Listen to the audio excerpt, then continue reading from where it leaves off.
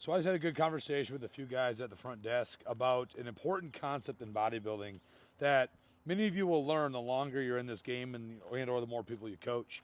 And that's the idea of when to push, when to pull back, when your body says it's time to go and when it's time to slow, and actually listening to that. So bear with me as I kind of express and explain this concept. When you start training, and especially if you're young, you kind of have this unlimited motor, this go, go, go all the time. At the same time, you usually don't have a ton of muscle tissue, you're not creating a ton of damage, and generally you have a lot less life stressors getting in the way of doing things like training and recovering well, right? Assuming you're going to bed on time and whatnot. As you age and as you become more experienced in this game, each training session has a little more damage because you're able to tap into the muscle fibers better. You move more load, it creates more damage. Usually you have other things going on in life. You might have kids that disrupt your sleep. You might have a more stressful job or a business you're running, whatever it may be.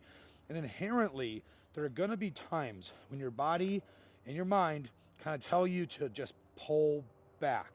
And because of the way you had done it for so long when you were younger, it's going to feel almost like you're cheating yourself if you take time off the gym. That if you're not training, you might be a bitch because you're not able to push through.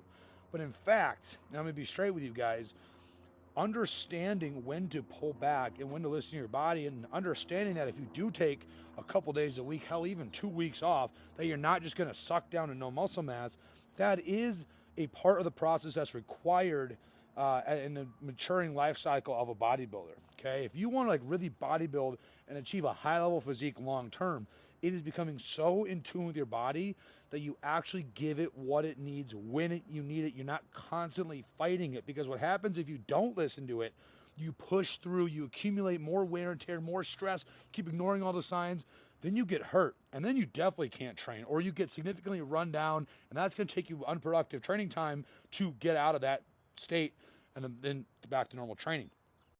And now some of you might say, oh, Jack, that's not hardcore. You got to push through. You might already be writing off this video. And I'll tell you what, this is absolutely not me saying to not train when you need to train. There's always going to be times when you need to push through things that you don't want to push through.